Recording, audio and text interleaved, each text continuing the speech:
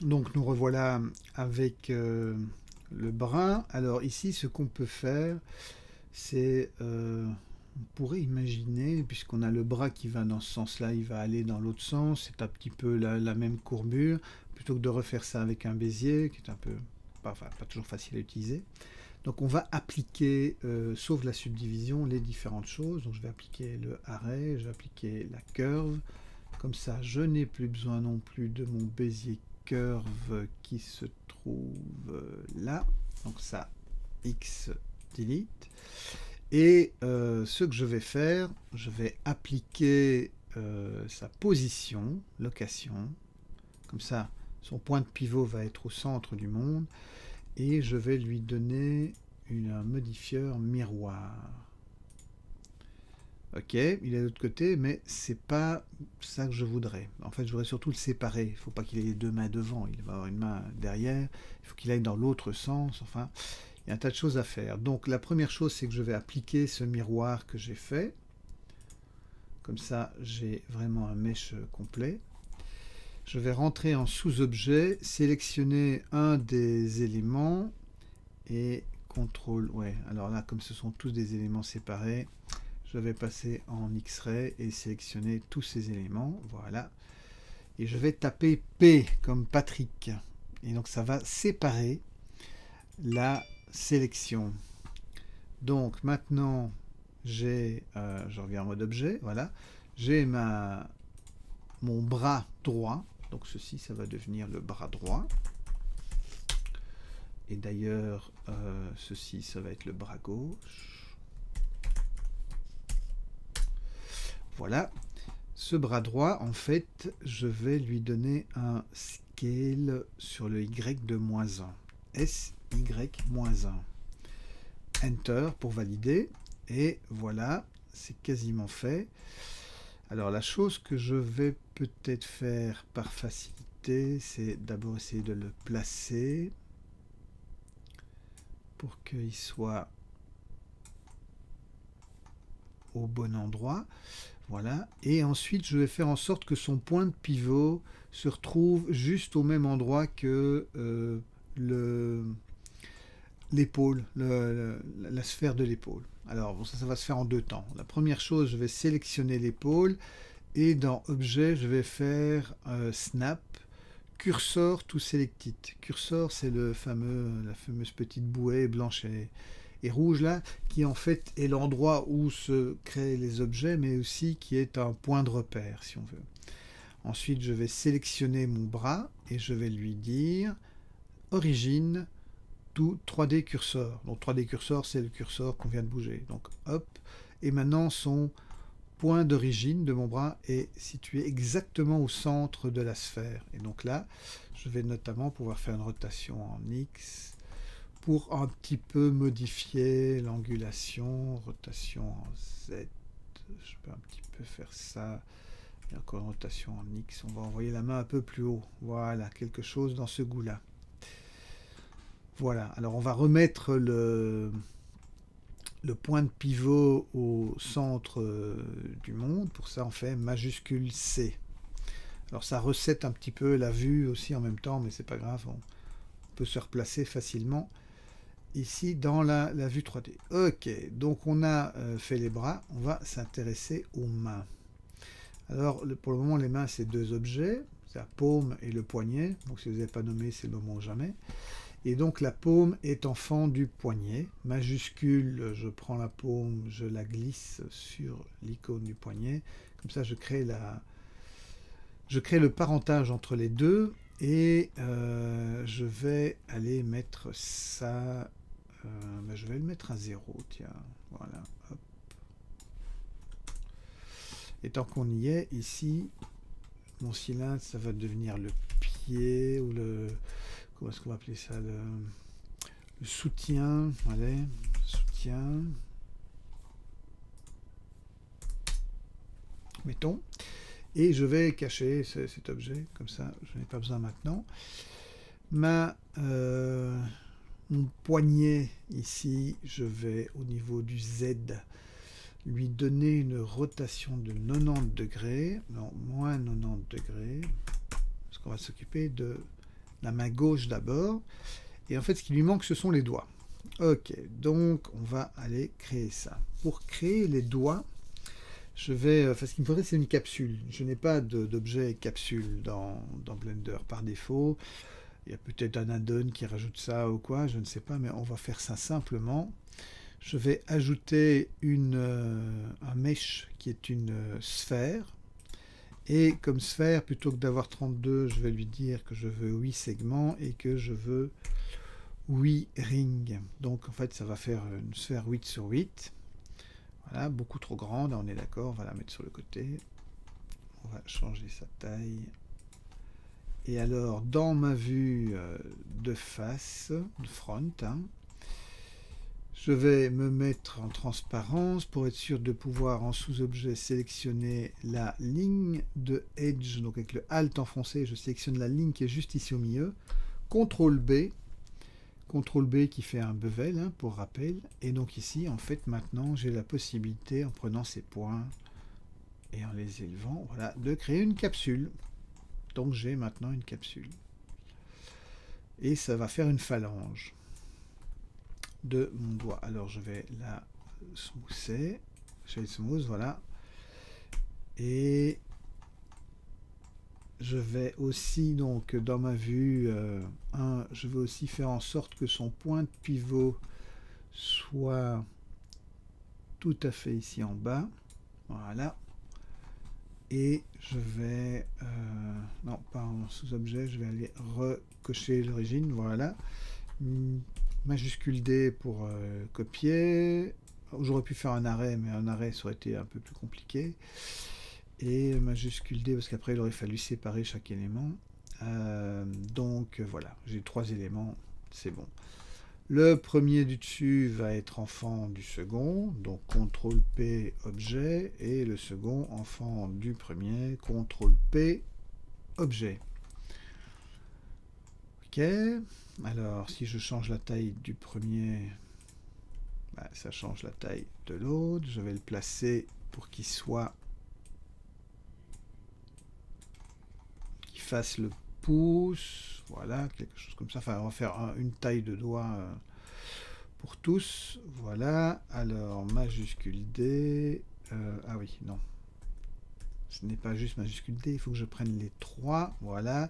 Majuscule D, et là, ça marche. R, Y, pour donner une petite rotation, on va le mettre quelque part par là. Donc les 3, majuscule D, et voilà, on met là, rotation. Alors je prends le premier, rotation Y, et quelque chose comme ça. Et alors après maintenant, je vais plier ces doigts. Donc alors pour ça, je suis en mode global, je vais passer en mode local. Comme ça, je peux plus facilement plier en fonction de l'orientation de mes doigts. Donc je vais faire R, X, et je vais plier ce doigt. Alors je vais désactiver le X-ray, j'en ai plus besoin. R, X, et R, X, quelque chose comme ça, peut-être même un peu plus, donc R, X, ouais. Peut-être un R, Z pour redresser un peu. Pareil ici, R, X, R, X, et alors R, X. Voilà, quelque chose dans ce goût-là. Et le pouce, ça va être pareil. Il faudrait juste que je le pivote aussi après, mais je vais d'abord faire R, X. Voilà. R, X. Et R, X. Et ici, je vais le pivoter sur le Z. R, ah non, pas Z. Sur son Y. R, Y. Et plutôt vers l'intérieur. Hop, hop, hop, hop. RX pour le redresser un peu. Et ici, RX pour qu'il soit un petit peu entre les doigts là. Voilà, ce sera plus sympa comme ça. Voilà, voilà, voilà. Ok, donc là, j'ai grosso modo ma main. Et je vais sélectionner tous ces éléments et je vais en faire un seul objet. Donc une fois que tous les éléments sont sélectionnés, je vais terminer par... donc je vais resélectionner le poignet pour qu'il soit vraiment qu'il prenne le nom en fait, poignet, on changera ça après en main.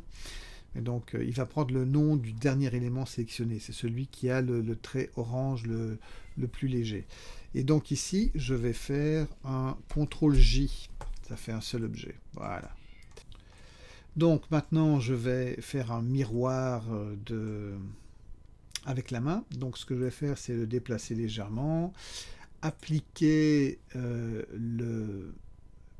la location, comme ça son point de pivot est là au centre, et ajouter un miroir, voilà, mais pas en X, en Y. Je vais appliquer ce miroir, appliquer le miroir, voilà. En X-ray et en sous-objet, je sélectionne tout, enfin, le côté droit, enfin la main droite en fait, et je vais la séparer, P, séparate. Voilà, je reviens en mode objet. Donc maintenant, j'ai d'une part, alors je vais pouvoir remettre aussi le point de pivot correctement. Donc origine, je me mets dans ma vue front et grosso modo ici au centre. Voilà, ok, ici pareil, au centre. Voilà, je désactive l'origine, comme ça maintenant je ne vais plus manipuler que les origines. Et donc j'ai deux mains, donc la première ça va être main droite, et celle-ci ça va être main gauche, qu'il faut que je place au bon endroit. Donc est-ce qu'elle a une bonne taille? Ouais, ça peut le faire. Alors je vais désactiver mon X-ray pour voir un peu ce que je fais, voilà, et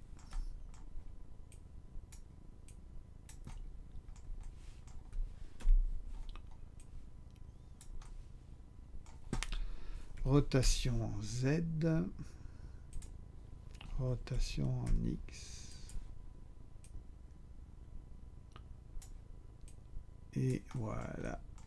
Alors je peux même faire une rotation en X pour un peu casser la courbure du poignet. Voici, et on va faire pareil de l'autre côté, donc on l'envoie.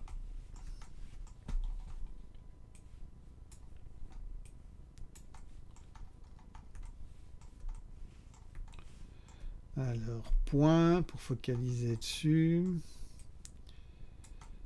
Et ici, la main qui est à l'arrière. Donc quand je cours à l'arrière, j'ai mon pouce vers le bas. Donc RX. Ça va être un truc. RY. Et je le bouge, donc le fait d'être en local, ça peut être assez sympa aussi pour placer ce genre d'éléments.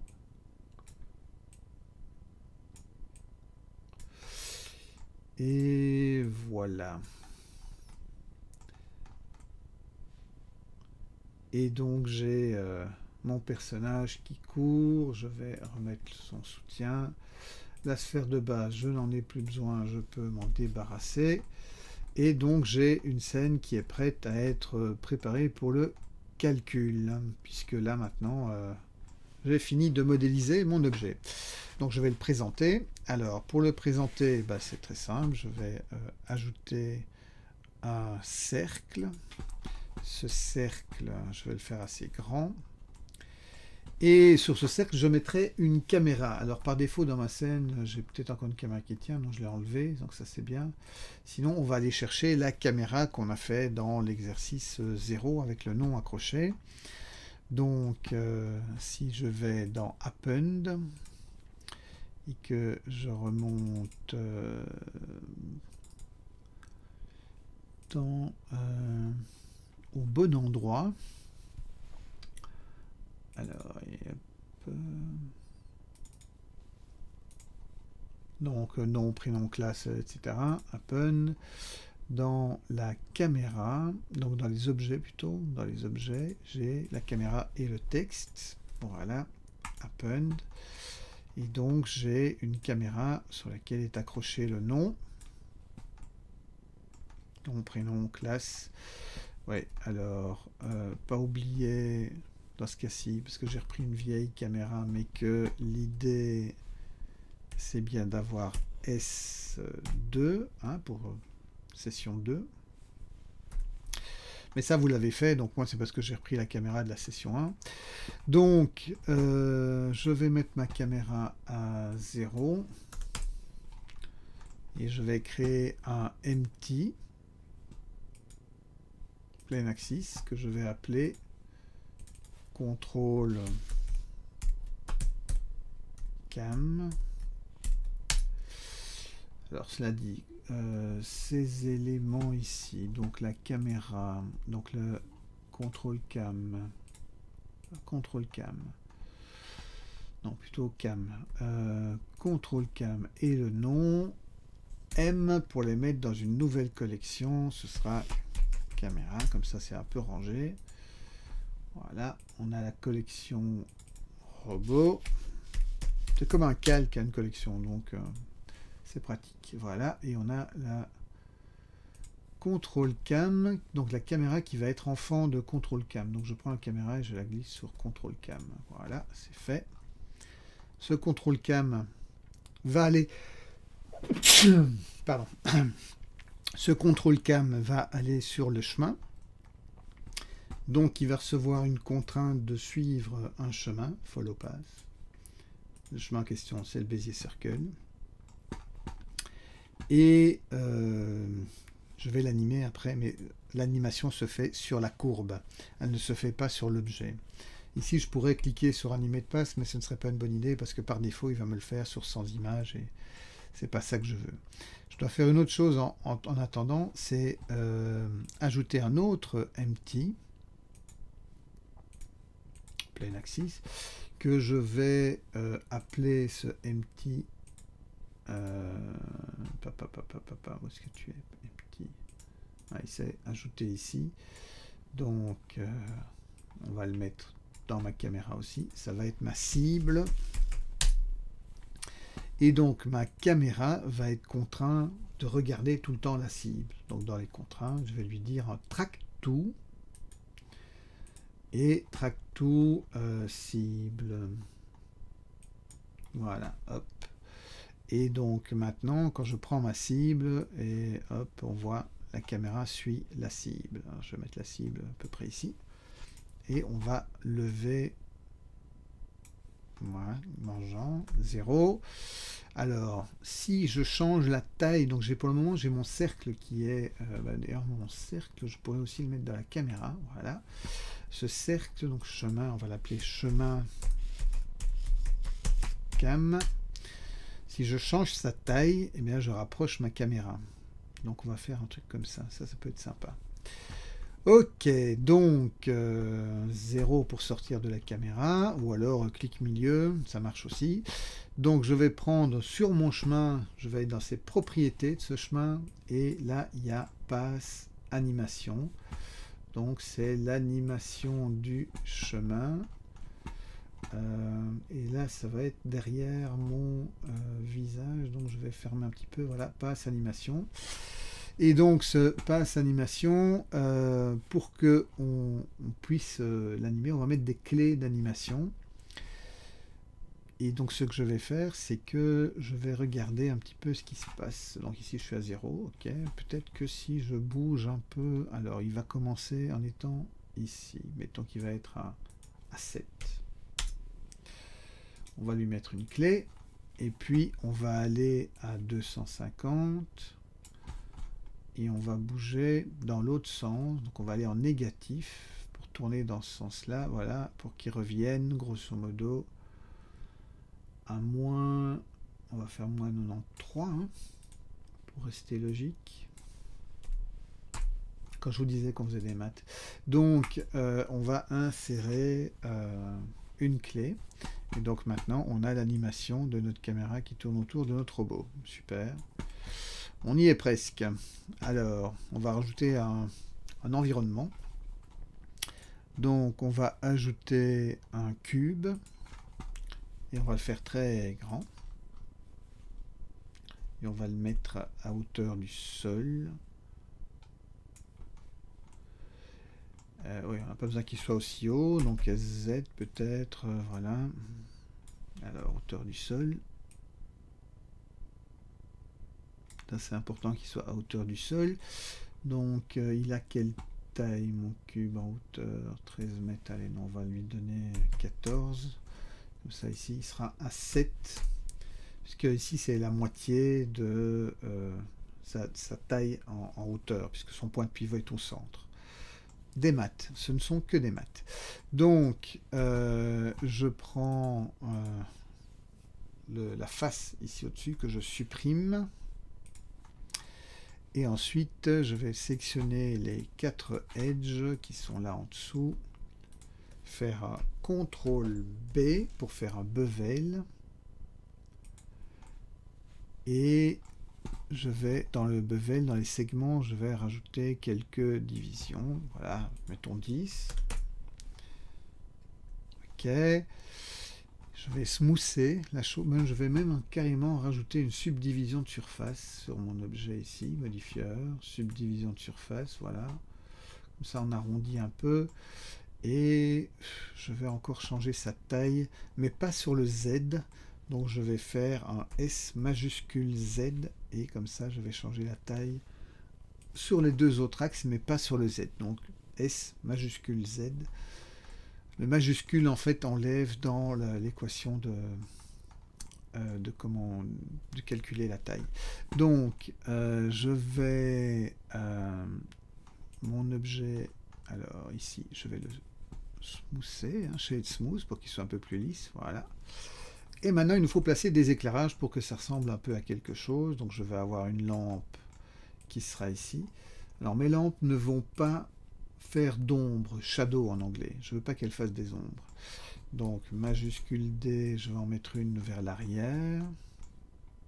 Alors, je vais passer en global, ce sera plus facile pour les positionner. Et je vais la descendre un peu, et je vais en mettre une encore plus par ici, un peu plus bas. Voilà. Et on va un peu jouer aussi sur les couleurs. Donc ma première lampe, je vais lui donner une couleur un peu bleutée. Ma deuxième lampe, je vais lui donner une couleur. Donc je suis toujours dans les propriétés de mes lampes. Hein. Je vais lui donner une couleur un peu plus orangée. Non, celle-là peut-être un peu plus, puisqu'elle est derrière, un peu plus rosée. Et celle-ci un peu plus orangée. Voilà. Je me mets dans ma caméra. Ouais, alors là, j'ai mon nom qui doit être dedans. Et ce nom, d'ailleurs, on va lui donner un matériau. Donc pour le moment, il a un matériau de base, blanc, machin. On va lui donner un nouveau. Donc j'enlève avec le moins un nouveau matériau. Je vais prendre un émission et je vais lui donner une sorte de... une couleur que vous voulez, mais assez foncée. Voilà, donc là j'étais vers les bleus foncés. Et on va voir ce que ça donne. Donc je passe ici dans mes petites boules, je vais passer en mode rendered. Donc c'est la toute dernière boule au bout. Et donc je vois par exemple que ma lampe là est un peu forte. Je vais la mettre à 500. Voilà. Et alors si je viens dans mes paramètres de rendu, si j'ajoute ici de l'occlusion, qu'est-ce que ça va donner? Non, c'est pas très intéressant. Le bloom, pas tellement non plus. Alors, est-ce qu'on voit bien le robot? 0. Je vais rester dans la caméra. Donc, je viens dans View et je lock caméra to View. Comme ça, si je bouge, c'est pas le problème. Ouais. On ne voit pas super bien la géométrie quand même. Donc, on va rajouter la possibilité de voir la géométrie. Si je viens ici faire un wireframe Qu'est-ce que je vois pour lui? Ça va aller, ça devrait aller, ça devrait aller. Ok. Donc, je vais désactiver ça. Pour chaque objet, je vais rentrer en mode sous-objet. Je vais passer donc en X-Ray pour sélectionner tous les edges. Et je viens dans Edge. Et je fais marque Freestyle Edge. Donc tout va être marqué en vert comme ça. Je fais pareil pour le corps. Donc Edge.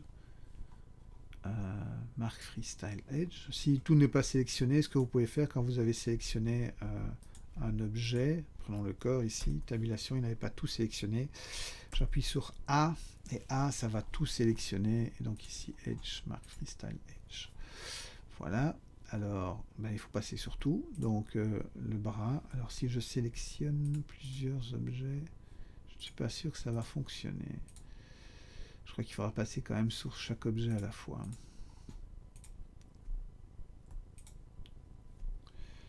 Et que, hop, et je fais A, Edge, marque Freestyle. Ah non, ça marche sur plusieurs objets, donc c'est très bien. Alors, 0, oui, je vois ici.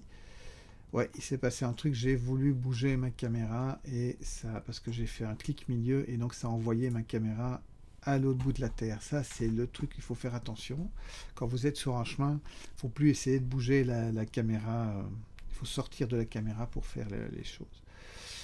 Donc, je vais revenir en mode objet, resélectionner mon contrôle caméra, et en fait, le remettre à 0, ici, dans sa position. Et ma caméra sera revenue là où elle devait être. Donc, je vais revenir pour être sûr que tout est bien sélectionné. Donc, la jambe, là, j'avais pas. Et alors, j'avais aussi le coup de pied, là. Et ce coup de pied-là qui devait être sélectionné. Voilà. Alors, pas. Par contre, je ne dois pas avoir. Donc, je clique 2 fois pour désélectionner l'environnement parce que lui ne doit pas être sélectionné. Ok, donc tabulation, A pour tout sélectionner, Edge, marque Freestyle Edge. Ah ouais, ok. Il était quand même sélectionné, pas bon plan.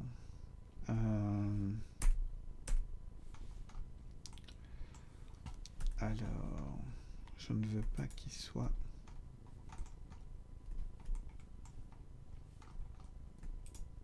dans ma sélection. Et donc je vais resélectionner un élément ici. Voilà, comme ça j'ai un élément jaune, enfin orange clair. C'était ça le problème, c'est que je n'avais pas bien sélectionné la chose. Donc je vais faire tabulation, Edge, marque Edge Style. Voilà, on y est. Donc maintenant, pour que ça fonctionne, dans les rendus, je vais activer le Freestyle. Alors au niveau du line thickness, je vais mettre 0,4 pour ne pas avoir trop d'épaisseur. 0,4, ça devrait faire l'affaire. Et je dois encore aller régler un autre paramètre au niveau...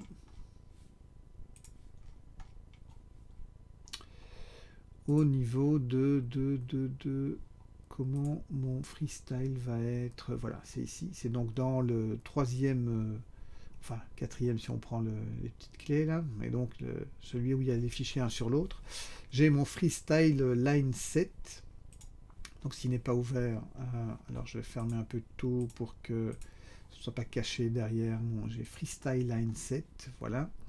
Et dans freestyle line set, alors je vais essayer de faire apparaître ça au-dessus de ma tête. Vous avez ici edge type, il faut tout décocher et juste prendre edge mark. Donc ce sont ce qu'on vient de faire, on vient de marquer les edges. Et donc maintenant, je ne l'aurai pas dans mon preview ici, mais si je calcule une image, je fais F12 ou alors render image, c'est pareil. Je vais avoir les lignes qui vont être dessinées sur l'objet, et ça c'est très bien, comme ça on peut voir la géométrie de ce qui a été fait. Et donc l'idée maintenant c'est qu'on calcule ça, donc on a 250 images, donc on va mettre les paramètres du calcul, on va rester dans Eevee, 64, ça va, c'est pas la peine d'aller plus loin. On va être en HD, 250 images, en 25 images secondes. On va sauver ça quelque part, idéalement dans le dossier, voilà. Et vous allez appeler ça nom, prénom, classe, exercice. Alors automatiquement, lui, il va mettre des numéros. Ah oui, parce que j'ai mis 2S. N'oubliez pas à la fin, après 2S, de mettre encore un underscore, parce qu'il va vous rajouter des numéros. Donc il va dire, voilà, il va de 00 à 250. Donc un underscore après le 2S, on accepte, et on va pas prendre PNG mais FFmpeg, et l'encoding ce sera du QuickTime. Donc voilà, bien vérifier que tout soit bien comme ça, FFmpeg ici, encoding QuickTime, parce que sinon ça n'ira pas. Et une fois que vous avez fait ça, vous allez dans Render, Render Animation, et vous me fournissez le résultat, donc le clip vidéo, plus le fichier ici que vous aurez sauvé dans sa version ultime, dans sa version finale de travail. Voilà.